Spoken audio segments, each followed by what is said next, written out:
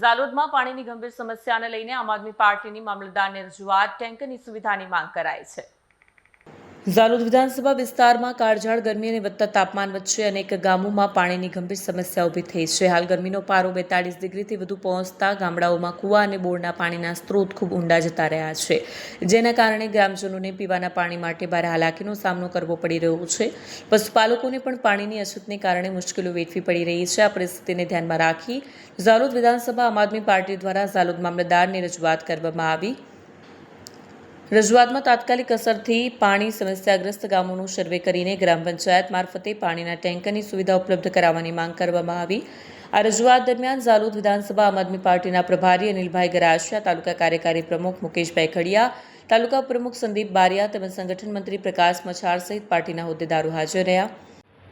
આજ રોજ ઝાલોદ આમ આદમી પાર્ટી દ્વારા મામલતદાર સાહેબને આવેદનપત્ર આપી રજૂઆત કરીએ છીએ કે ઝાલોદ વિધાનસભામાં આવતા તમામ ગામડાનું સર્વે કરી પાણીથી અસરગ્રસ્ત જેટલા પણ ગામડાઓ છે, જેઓને પાણીથી હાલાકીનો સામનો વેઠવાનો વારો આવી રહ્યો છે, જેઓને પંચાયતના રાહે પાણીના ટેન્કરો દ્વારા પાણી પૂરું પાડવામાં આવે અને પશુપાલનને પણ પાણીની તકલીફ પડી રહી છે, તો અમે મામલતદાર સાહેબને રજૂઆત કરીએ છીએ કે બંને જે તાલુકા ઝાલોદ વિધાનસભાના છે કે ત્યાં ટીડીઓ સાહેબને એમના માધ્યમથી તાત્કાલિક આ જે લોકોને સમસ્યાનું નિરાકરણ લાવે એના માટે રજૂઆત કરી રહ્યા છીએ।